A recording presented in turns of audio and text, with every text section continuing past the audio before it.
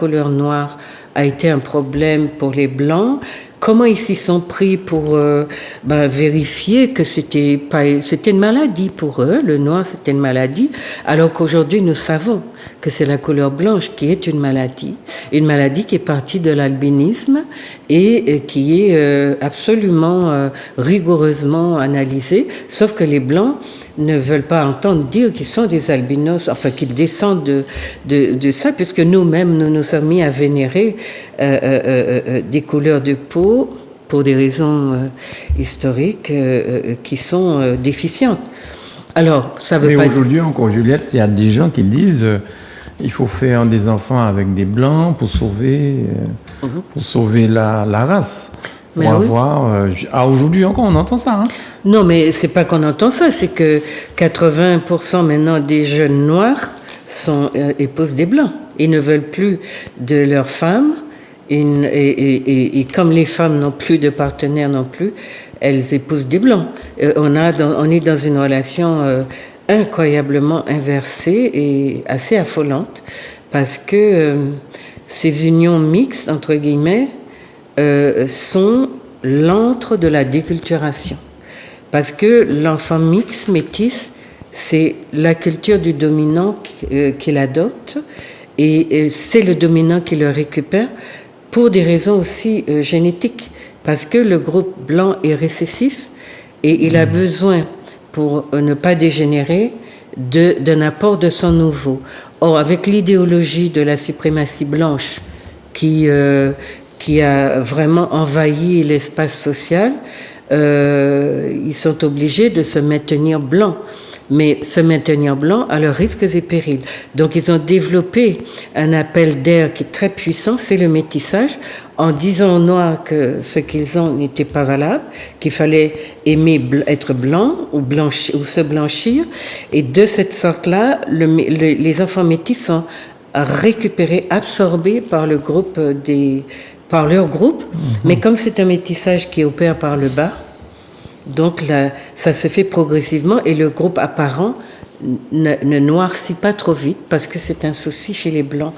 Et ça, ce sont des sciences, des sciences qui inondent le marché des sciences sociales depuis 1800, depuis le 19, enfin on va dire plutôt le fin 17e siècle jusqu'à aujourd'hui. Mais vous voyez, comme la France a décidé qu'elle était une république une et indivisible, elle a colonisé des nègres partout sur la planète, mais elle ne veut pas que ces gens-là revendiquent leur appartenance raciale. Donc chaque fois qu'on vient avec un souci d'expliquer ces phénomènes, on est banni, y compris par le campus de Martinique, qui est censé permettre aux gens d'ici de s'exprimer sur leur identité, etc. Alors, on voit que beaucoup de joueurs de football, beaucoup de footballeurs épousent des blanches. On voit ça. C'est pas seulement, mais on voit ça beaucoup. Et quand il y en a un qui dit « je ne veux pas faire telle chose par rapport à ma façon de vivre, à ce que je pense », il se fait lapider par la presse. Hein. Oui. Un joueur qui n'a pas voulu participer à une gay pride, je crois, enfin quelque chose de ce genre. Afficher un t-shirt, il s'est fait laminer par la presse.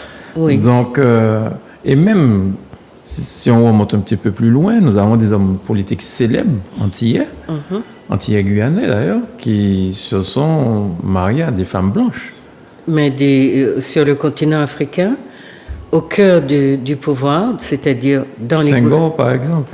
Mais au cœur du pouvoir, c'est-à-dire là où on est censé protéger, on va dire, l'orientation politique d'un pays, ses secrets, etc., on a pas loin d'une vingtaine de chefs d'État ou de personnes associées au gouvernement dont les femmes sont des blanches.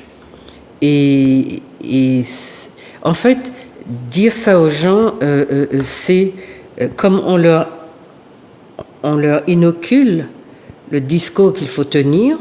Beaucoup de gens décrètent que c'est l'amour, par amour qu'ils le font, alors que dans tous les autres pays qui ont été colonisés, ce phénomène n'existe pas. C'est un phénomène qui est véritablement, qui cible le peuple noir, parce que c'est le peuple noir qui est la survie, la source de survie de ces colonisateurs, c'est-à-dire la France essentiellement et quelques pays européens.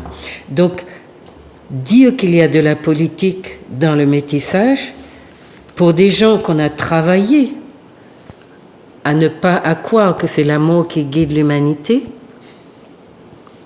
tu as tout le mal du monde à expliquer. J'ai fait beaucoup de recherches. J'ai trouvé beaucoup de choses extraordinaires sur le traitement des métis, même de différentes régions, puisque la France, je l'ai dit par exemple, a colonisé la planète. Enfin, elle a des populations qui ressortent de toute la planète. Et parmi elles, il y en a qui sont des Asiatiques. Et les statuts de chaque catégorie de ces métis sont différents. Le statut le pire, le plus terrible, c'est celui qui était réservé aux métis de blanc et de noir, donc avec les colons qui avaient une sexualité, et parce que c'est dans les territoires français que le taux de métis, enfin colonisé par les Français, que le taux de métissage est le plus élevé, parce que la sexualité même des colons français était, on va dire, elle n'était pas contrôlée et elle n'était pas non plus punie. Il y a eu juste le Code noir qui est venu interdire que les blancs colons continuent à semer, on va dire, des petits dans des sociétés où ils ne prenaient pas en charge ces enfants-là. Et quand on dit que le nègre sème des enfants partout, c'est l'exemple qu'il a eu. Quand il est sorti de l'esclavage, même pendant qu'il y était, il avait le maître comme modèle, le maître qui semait des petits sans s'en occuper et sans, sauf les quelques-uns qu'il a décidé de choyer et de prendre en charge, mais il ne s'occupait pas des petits qu'il mettait au monde, pour la bonne raison qu'il ne croyait même pas que la femme noire était capable de se reproduire, puisqu'il voyait en elle un animal. Et pour lui, un homme et un animal ne faisaient pas de petits. Et quand il a vu que la femme noire faisait des petits, pour lui, ces petits-là ne lui ressemblaient pas, donc il s'est défilé. Il y a eu très peu. Je ne veux pas dire qu'il n'y a pas eu des cas, des exceptions, mais quand on est sociologue, c'est pas les exceptions qui comptent, c'est ce qui fait le collectif. Ouais. Et le sens du collectif, tu le vois aujourd'hui. 50% de notre population est avec, comment on dit ça, un seul parent. Famille monoparentale. Monoparentale. Et expliquer aux gens que il y a une cause, c'est une cause directe de l'esclavage et de la façon dont la famille a été détruite, la famille noire et l'émission dans l'espace social d'un groupe qui n'était pas attendu, c'est-à-dire celui des mulattes. Ce groupe-là n'était pas attendu parce que les colons blancs sont envoyés aux colonies pour prendre la terre et planter le drapeau blanc. Maintenant, quand ils décident qu'ils veulent instituer l'esclavage parce qu'on leur a dit que c'est une façon facile et rapide de s'enrichir, ils demandent de la main-d'œuvre et on leur dit, bon, on fait une croix sur les Amérindiens pour un tas de raisons que je ne vais pas revoir, mais on a décidé qu'eux avaient une âme, que les Africains n'en avaient pas, donc on pouvait mettre les Africains en esclavage. Une fois que ces gens-là, qui sont à 8000, 7000 kilomètres de leur métropole, et qui n'ont aucun contrôle, et qui d'ailleurs jusqu'à aujourd'hui, qui ont fait de la colonie leur propriété, il y a quelque chose dans le comportement qui fait que le maître est aussi maître de ses esclaves, ou ses esclavisés, les femmes notamment, parce qu'il ne faut pas croire que les hommes n'aient pas connu leur tribulation sexuelle aussi, pour d'autres raisons. Donc, les femmes donc sont, des objets dont les maîtres s'approprient. Ils assouvissent leur pulsion sexuelle sans aucune retenue, alors que dans leur pays, bon, c'est vrai qu'ils viennent du bas Moyen-Âge, et que là aussi, hein, c'est plutôt, sur le plan sexuel, c'est plutôt le grand cafouillage. Et ça n'est qu'à partir de la Renaissance qu'on va mettre de l'ordre dans les mœurs sexuelles des colons qui arrivent ici, mais en France, disons. Mais ils sont de cette époque-là, bas Moyen-Âge et la vision, etc. Donc, il y a un désordre sexuel qui est extraordinaire.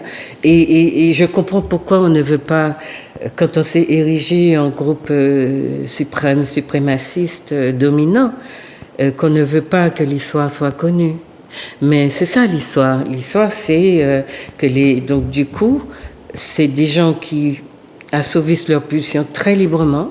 Il n'y a pas d'arrêt, d'interdiction à cette sexualité débridée, alors que les Africains viennent d'un continent où, justement, pendant des millénaires, leur sexualité a été domestiquée et travaillée dans un cadre socialisé et responsabilisé. Il n'y a jamais eu d'enfants qui soient trimballés comme ça, sans père, sans mère. Ça, c'est pas un schéma qu'on connaît sur le continent africain. Donc, voilà une réalité qui naît là, à partir de préjugés du statut qu'on fait aux gens, et toutes les réalités qu'on va décliner après seront que ce sont les nègres qui ont une sexualité débridée, qui font des enfants qui s'en occupent pas, et puis aujourd'hui ce sont les nègres qui veulent éclaircir la race, ce sont les nègres qui aiment les blancs, alors que tout ça, ce sont des constructions. Et nous aurions dû avoir sur le campus une armée de gens qui travaillent sur ça pour qu'on se comprenne un petit peu. Oui, bien sûr. Mais quand vous le faites, vous êtes assassiné symboliquement notamment, mais pas seulement.